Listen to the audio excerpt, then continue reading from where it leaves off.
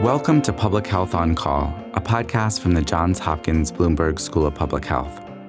I'm Joshua Sharfstein, Vice Dean for Public Health Practice and Community Engagement, and a former health commissioner here in Baltimore. Our goal is to bring evidence and experience to illuminate critical public health issues. If you have questions or ideas for us, please send an email to publichealthquestion@jhu.edu. That's publichealthquestion@jhu.edu for future podcast episodes. Hi, I'm Lindsay Smith-Rogers, producer of Public Health on Call. Malaria is a mosquito-borne infection that affects some 228 million people globally each year, killing over 400,000 of them, primarily children under the age of 5. In a 2-part miniseries, Thomas Locke, host of the Johns Hopkins Malaria Research Institute podcast, Malaria Minute, will unpack the biology and history of one of the world's most serious health problems. Today, Part 2 looks back at 1955, when the WHO launched its global malaria eradication program that was expected to end malaria worldwide in 5 years. What went wrong, and where are we now in terms of efforts to fight back against one of the world's most entrenched diseases? You can learn more about groundbreaking malaria research at malaria.jhsph.edu. That's malaria.jhsph.edu. Let's listen. Take a second to think about some of the recent public health stories you've read, maybe COVID, monkeypox, or another global health threat. But what about malaria? Because year after year, malaria claims millions of lives, with over 500,000 deaths in 2020 alone. So how, in the course of new disease outbreaks coming and going, and being fought off largely successfully, do we still have, across the world, transmission of malaria? And will the world's first malaria vaccine get us to eradication? I'm Thomas Locke, a student from the UK, and for years I've been fascinated with malaria and the global efforts to fight it. Today, in the second episode of Malaria Mondays, a new mini-series from Public Health on Call, we're tracing the long history of malaria to answer this fundamental question. Why do we still have malaria today? I guess it's an extremely long history. Jackie Cook, London School of Hygiene and Tropical Medicine. There's been evidence of malaria for over 3 million years. It's something that's really run alongside the human race and kind of shaped humanity in some ways, but also genetic processes in people as well, which have evolved because of the presence of malaria. And until recently, this ancient disease was global. Yes, it was clearly global. Peter Augrey, Johns Hopkins Bloomberg School of Public Health. In North America, farmers in the upper Midwest, even into the late 19th century, would have malarial fevers into Canada, around the Great Lakes. It extended all through Central Europe, up into Scandinavia. They had an outbreak in Arkhangelsk, near the Arctic Circle in Russia. It was a global problem. It has come under control in many places, but not everywhere. So how did we manage to shrink the malaria map from a global disease to what's now called a tropical disease? Our story begins in an age of discovery. In the late 19th century, there was a revolution, of course, in microbiology. Investigators in India and in North Africa figured out that there was a parasite transported by mosquitoes. They didn't know much about the parasite, but that's 120 years ago. The Nobel Prize went to Ronald Ross, and 2 years later, Alphonse Laveran. Although we've had malaria for millions of years, it was only in the 19th century that we began to understand what was causing it.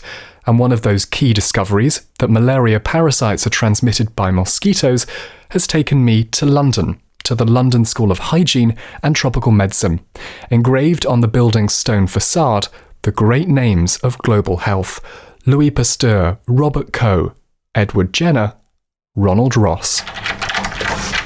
So this is the archive strong room, and this whole bay here is the Ross collection. Victoria Cranner is the archivist and records manager at the London School. She manages the Ross collection. It holds over 20,000 items. So you can get an idea of how much kind of material there is. But you know what? I think 20,000, rooms and rooms, but actually... No, it's not. In one of these boxes you might have one item, or you could have kind of over 100 items. Victoria pulls out some highlights from the collection. They show pen on paper a record of the discovery. This is Ross's notebook, and this is where he made his discovery of the mosquito transmission of malaria. It's 1897. It was a very hot day. He was on his last batch of mosquitoes. He was very tired.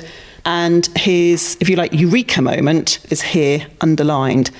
And you say, underlined there, large cells with pigment. And so what was he doing? He was investigating mosquitoes, looking at them. He was dissecting the stomach cells of mosquitoes to try and find the parasites that cause malaria. After some investigation, on this hot August day, Ronald Ross made his discovery. Malaria is carried by female Anopheles, mosquitoes. The story of malaria is a story of science, but it's also a story of power. And 125 years ago, it was the height of the British Empire. Ross, in a speech to the Liverpool Chamber of Commerce in December 1899, said, "In the coming century, the success of imperialism will depend largely upon the success of the microscope." Ronald Ross might have had different motivations to what we have today, but to think that this basic fact, that malaria is transmitted by mosquitoes, is 125 years old, when malaria is over 3 million years old, our knowledge of the disease is relatively recent. And this knowledge, at the start of the 20th century, unlocked strategies to fight it. And it's here that we start the road to eradication. After the discovery by Ronald Ross, there was really intensified efforts to control malaria through vector control. William Moss, Johns Hopkins Bloomberg School of Public Health. That continues to today. Some of our primary strategies to controlling malaria, including insecticide-treated bed nets and indoor residual spraying. And trying to control mosquitoes was the main focus for a long time, particularly one insecticide. DDT. DDT. 3 magical letters. DDT. DDT was actually discovered in the late 19th century, but it wasn't until 1941 that the insecticidal properties were discovered. The Allies' need for insecticides because of the huge burden of malaria on the forces. So World War II actually stimulated great interest in the development of anti-malarial drugs, as well as the widespread use of insecticides, DDT. Born out of wartime, DDT had public health implications in peacetime. 10 years after World War II, it's a time of, I think, great optimism, particularly in technological advances. So let's not just control malaria, let's eradicate it. What made that discussion even possible was the confidence in DDT alone. As William explains the story to me, I can't help but notice a collection of books on his bookshelf. Manuscripts, textbooks, they show malaria through time.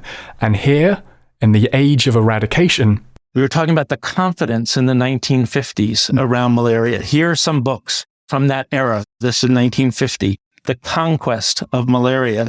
Paul Russell, who was very involved. Man's Mastery of Malaria, a textbook of malaria eradication. Scientists and public health officials really believed that this was possible. Malaria could be eradicated in a 5 to 10 year period. So here we are, with confidence in DDT, the WHO launches its Global Malaria Eradication Programme. A disease that's been with us for millions of years will be eradicated in as few as 5. The clock is counting. Man will master malaria. So what went wrong? Well, I'm not sure we would say something went wrong. Certainly we have not eradicated malaria. By 1969, the World Health Organization ended the program, but things were going south well before that. Funding, political commitment, and community engagement. It wasn't always there. But one of the things that really posed a problem was increasing recognition of the environmental impact of insecticides, and the famous book by Rachel Carson, Silent Spring, published in 1962, really raised people's awareness about the potential environmental impact of widespread use of insecticides, and DDT being one. DDT, this single tool, did not eradicate malaria globally, but it wasn't a total failure. Malaria, remember, was global. The map had now shrunk. It was traditionally lower in many of those areas anyway. Generally, in places where it was last around in Europe, such as Italy and Greece, it was DDT campaigns which managed to get rid of it. And the global eradication campaign that was launched by WHO would take the credit, I think, for eliminating in some of those areas. So what made DDT successful in some areas, but not others? It did tend to be successful in areas where there were already well-functioning control programs, and it wasn't really adapting to other countries or places where that kind of campaign wasn't working. And unfortunately, much of that was sub-Saharan Africa. It's funny they called it a global malaria elimination campaign because it wasn't actually global. It completely neglected the continent of Africa. Jennifer Gardy, Bill and Melinda Gates Foundation. By ignoring Africa, the burden became concentrated there. Whilst many countries had achieved zero malaria within their borders, the burden was being concentrated in sub-Saharan Africa. Today, more than 95% of malaria cases occur in the WHO's Africa region. It's where the disease is concentrated. So looking forward, what can we learn from the eradication program to make gains there? One of the hurdles that the malaria research community and the malaria operational implementation community keeps coming across is they become reliant on a single strategy. This parasite adapts and the mosquito adapt, so we need to work faster than they are. The parasite shows resistance to key malaria drugs, artemisinin and some of the newer artemisinin-based combination therapies, and it's a similar story with the mosquito. Mosquitoes have become resistant to pyrethroid insecticides. This is the major class of insecticide that we use in bed nets. So all of a sudden, one piece of that important layer, that dual layer of protection, it's gone. And now it's just, a physical barrier. If pyrethroid insecticides aren't working, let's get some other insecticides on those nets instead. It's about keeping them fresh and keeping them relevant. So we need to keep existing tools fresh, to update the toolkit and resist resistance. That will help drive down malaria. But that also requires funding. With the funding constraints that are happening, particularly over the last 5 to 10 years, even more recently just in the last year, that's really concerning. Funders are starting to really encourage primarily using bed nets, which is almost stepping backwards, I think, rather than using lots of different tools and applying everything we can to the fight. Because of funding constraints, the cheapest, most effective tool is being prioritized, but that comes at the risk of developing further resistance. We need everybody to increase their investments now. Global Fund, for example. Global Fund is where over half, in fact, of the dollars for malaria prevention and control come from. We're looking at the 7th replenishment of the Global Fund happening later this year. We need the global community to chip in at least $18 billion, and ideally more. Funding is needed to keep existing tools fresh and to develop new ones. If you think about the diseases we've gotten rid of in the past, those tools tend to be vaccines. And now we have one. It's called RTSS.